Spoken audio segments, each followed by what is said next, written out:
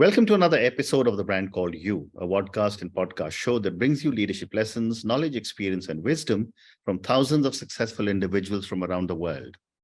I'm your host, Ashutosh Garg, and today I'm delighted to welcome a very accomplished tech and impact entrepreneur from Dubai, UAE, Mr. Karnika E. Yashwant, also referred to as Mr. Key. Key, welcome to the program. Hey, I'm very happy to be here and honored. Thank you so much. Thank you. Key is the founder of Key Difference Media and Forward Protocol. He's an impact entrepreneur who has built and supported the next billion-dollar startups. In the blockchain space, he has co-founded Forward Protocol as well as founded Utopian Capital and Key Difference Media. And he's an adventure sports enthusiast. So Key, before we talk about blockchain and crypto, tell me a little bit about your own journey. Sure thing. So I was in my 10th grade and I felt like I was stuck in a position there where I couldn't bring my full interest to life. So I finished my 10th grade, but stopped my education thereafter. I was 14 years old. I started my business. I already knew computer programming languages. So started making websites and so on, and then moved on to the industry of content marketing, where I found my perfect fit. And in 2013, I stumbled across blockchain when some of my clients started using Bitcoin. And from there, it's been a 10 years of long journey specialized in this one sector. I have interests in many areas of life, from writing, philosophy to adventure sports and public speaking and a lot more. But end of the day, everything has been contributing to each other, and it's been an exciting journey. Fascinating. So let's talk about blockchain and crypto. I mean, you discovered it in 2013, 10 years ago, but people are still trying to understand what is blockchain and crypto. So my first question is, can you explain blockchain technology in simple words? Sure. I think what is very important when we talk about blockchain is, before we consider that to be a technology, it is a philosophy. Blockchain came into existence because there is a problem in the world. There is a problem that is becoming bigger and bigger by the day. And that can only be resolved if community comes together and there's transparency, and everybody are part of the process, not just one entity who figures everything out, which nobody knows what's happening. So it is that decentralized control and making sure everybody's part of that equation. That philosophy is the premise of everything blockchain. Because the moment we understand why something is created, it's easy to understand what it is.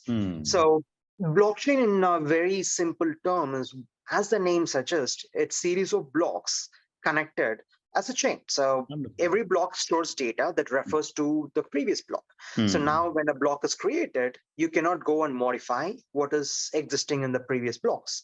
So it is a database, just like any other database out there, just that this database is not stored in one location, but by everyone who is validating, that is verifying and creating these blocks, which could be a common map.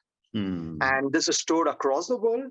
And to destroy one of this, someone has to take over 51% or a major part of everyone who stores the data, which is like cloud, but then cloud is still a company, a single entity who has those servers.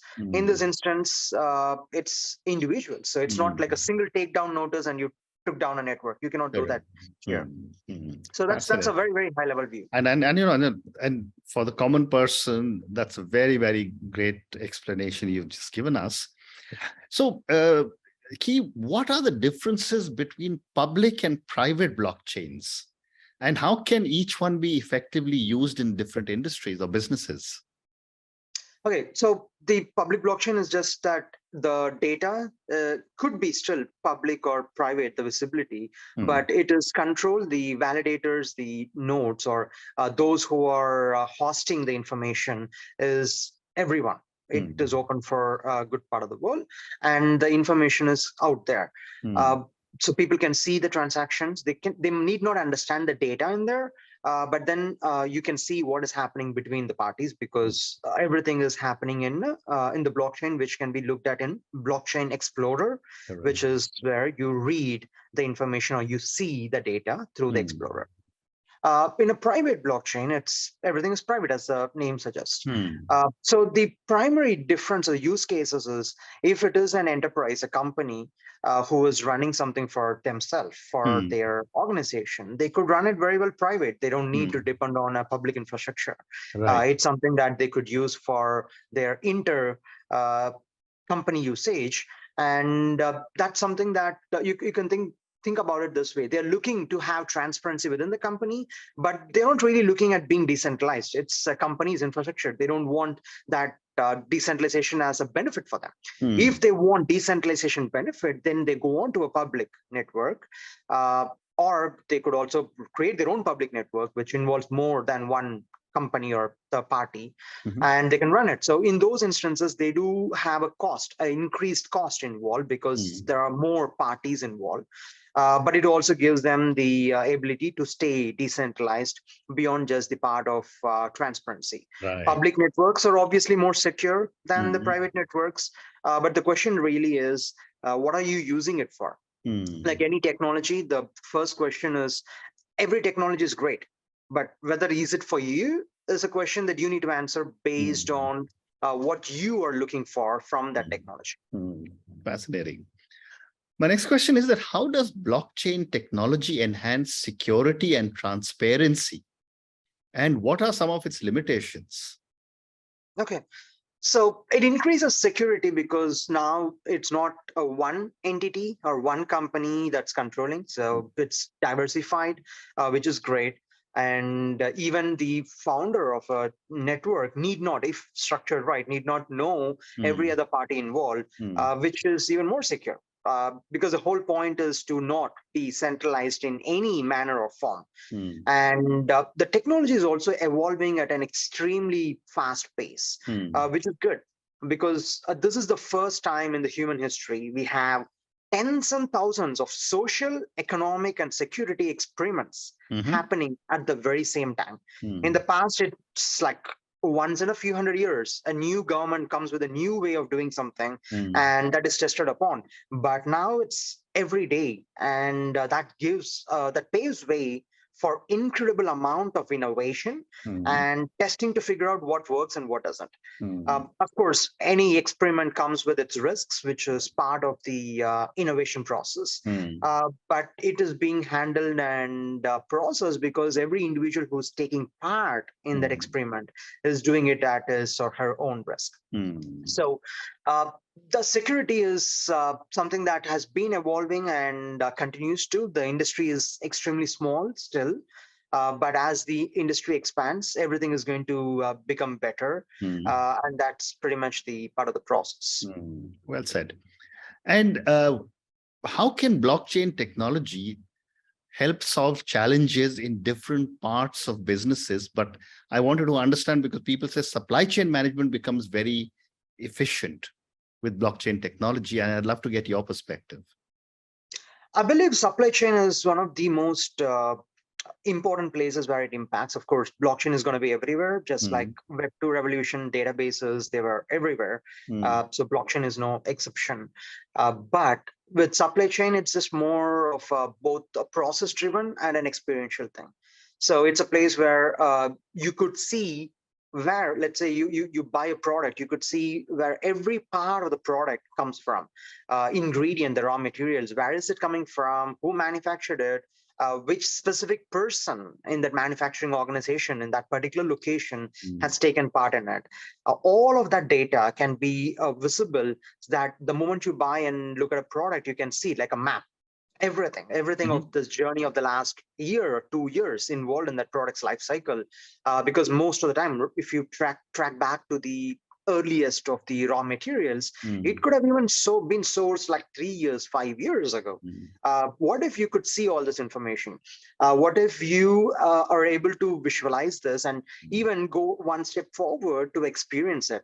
you have these non-fungible tokens, NFTs, which most of the people have heard about it for speculative reasons, Right. but they can actually store this data in a beautiful form that you're able to bring every product to life as a premium special product, because it's not every product is not manufactured the same way. There is a story to it. So if a product has that story, you can bring it, record that, make it part of that manufacturing process to record every single production unit.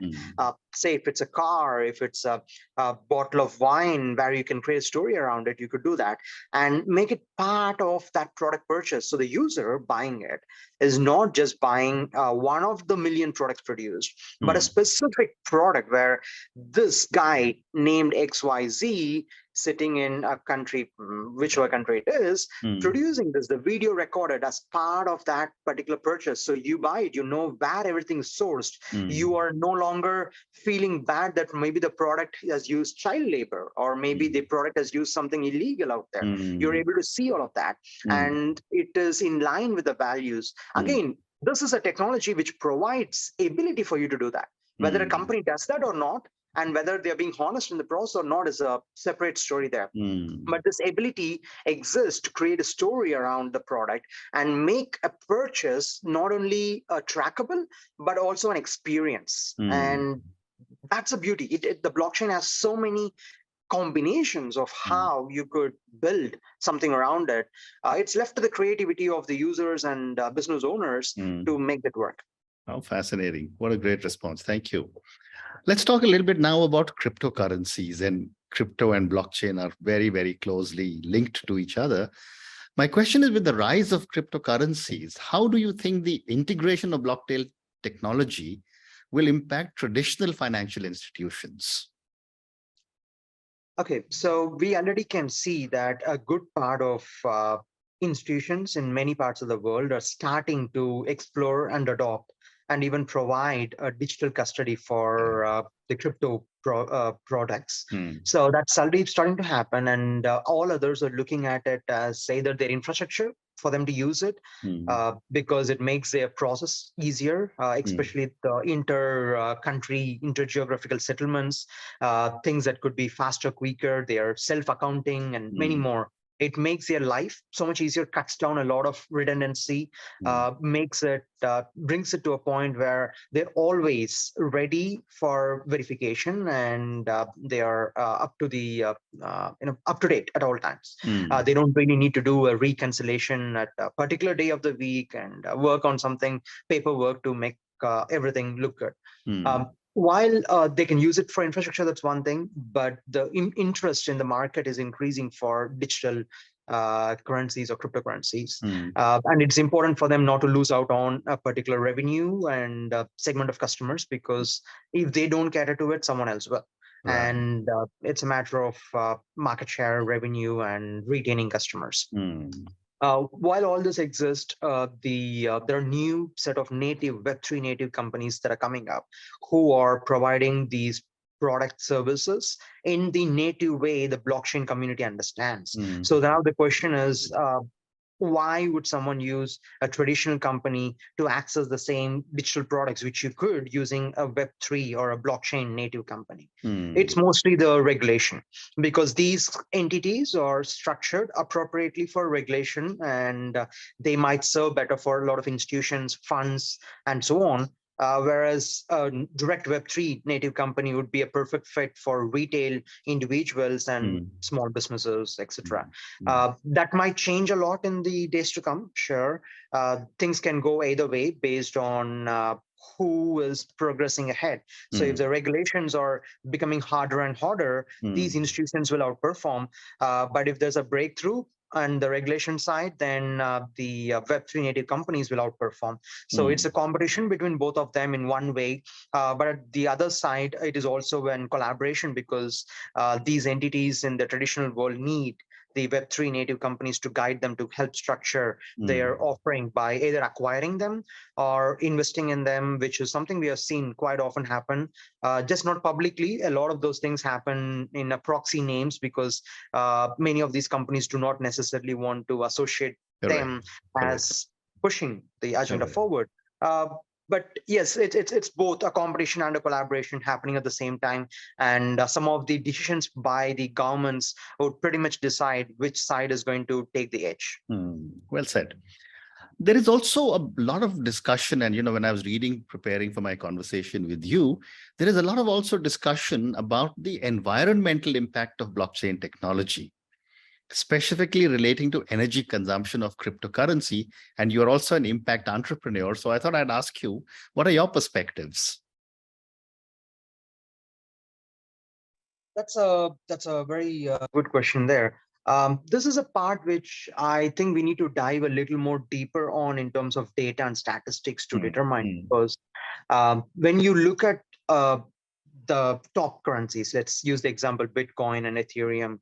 Ethereum recently moved from something called proof of work, which is energy consuming, to proof of stake, which is not necessarily consuming that amount of energy to process. There's still servers in use, which is similar to any company having servers, but of course there are more servers here in play. But it is not using the energy or the computation based on the energy used to decide how the network works. While there are merits to both, it's believed from statistical data that the total net energy consumed here is far less compared to, let's say, the banking system. And the amount of cars and flights that go around, the millions of offices around the world, Correct. and the total effort and energy used in a process like that, and the process of running and existing monetary systems. Right.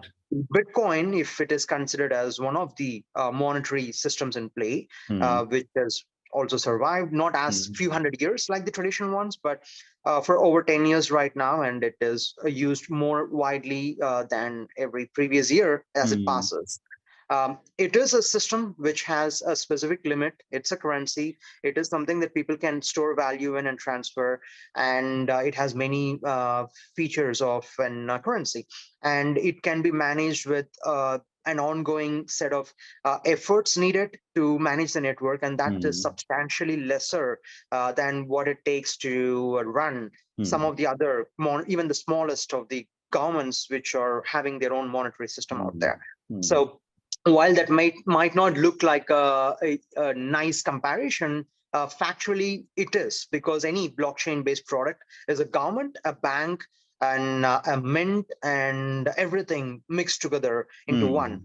So I would look at it in that perspective and determine if the effort or the power that's put out there is valuable or not. But end of the day, from a user perspective, if I talk about a specific user, you or me, who is using money, I would rather spend some real energy to value the money rather than have somebody print the money at their whim and make the money in my hands less valuable by the day. So-called inflation, which we all talk about right now. If this is what makes it inflation proof, I think there is a larger impact cost by poor money management policies, which are being seen around the world right now, compared to the cost that is incurred here in terms of environment, in terms of energy expenditure, to actually protect the social and the economic baseline. Because end of the day, if you ask me what is the best way to run the world, I would say nobody should be bringing the hills and mountains down. Nobody should be cutting a tree down. And we all should be living only in flat lands where the land is flat, and probably even human existence is a violation of the beauty of the earth. So there is some cost always for us to exist. And if that cost is there, the question is, what is the least amount of impact that we are making for the most amount of results or productive progress of the economy? And through that, I believe Bitcoin is by far more effective than any of the existing systems in place. But you also have a lot of these other non-proof of work systems. Most of the other networks of non-proof of work, they use different mechanisms to protect, which are great to explore. Very interesting. Very interesting. There is another aspect that I thought I'll check with you. When I look at a perspective from governments on the value of the cryptocurrency, they generally say that in the case of the currency note, it is guaranteed by the central bank, And therefore, the common person like you and I know that every rupee that or every dollar or every dirham that is there in my wallet is secured by my country's central bank. Something like this doesn't exist for cryptocurrencies or Bitcoin or Ethereum. How does the common man securitize himself or herself and manage the risk? That's a very good question, because with responsibility comes risk. I travel around the world, and at least for the last few months, I've been traveling to half a dozen countries. I went to a country which has been it's been a great country, Lebanon, and unfortunately, their central bank is down. Right. They things are the currency value has been devalued, but from 1,500 to a dollar to 100,000 to a dollar. Correct. And like a couple decades back, I mean, in I think 1970s, it was $2 for one of their currency. Right. So that is a devaluation. Where is the promise? If this is something that you're seeing even with the purchasing power of the dollar, with the purchasing power of rupee or even dirhams, which is technically tied back to dollar, we are seeing that. So the promise is, to me, an perceived image created there. Yes, the promise exists until the central bank falls, until there is a challenge that the government faces. We have seen many smaller countries fall, and then the people are overnight billionaires there, or nobodies the other day. So this issue continues to exist in the world. Yes, countries, some countries are stronger than the others. The US, India, and many of these economies are very big, very strong. It just does not mean that they're infallible. There are risks, at least not as much as going down to nothing, but they do face inflationary risk, which still means, yes, your one currency is still valued to one. It's always there, but what can you do with that as a question? It's almost like taking the rug off your feet without you knowing it. The value is going down substantially, and that's a problem. On the other hand, when it comes to crypto, it is important to understand the dynamics. If you want something safe, if you want someone taking care of everything for you, you are losing your control. So if that is what a user wants, then they are willing to lose the control. Let an entity make the choice for them. And there's a risk associated. They might do something wrong, and this user might lose everything. If he or she is okay with that, that's their choice. But if someone does not want that, then they could choose the crypto direction, which comes with responsibility on their side to understand what's happening. Why would you choose a Bitcoin? Bitcoin has a limited supply. Just someday they cannot decide, okay, we are running out of money, and make some change there, because there's no CEO, there is no president, there is no way to increase that limit. It's fixed, it's set. Right?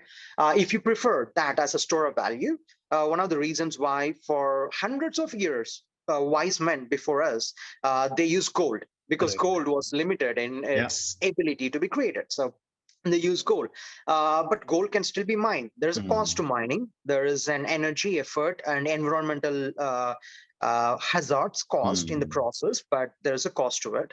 And it's a reserve that is very valid. But people after them thought that if they could bring more progress in the society, if they can get off the standard, and they did.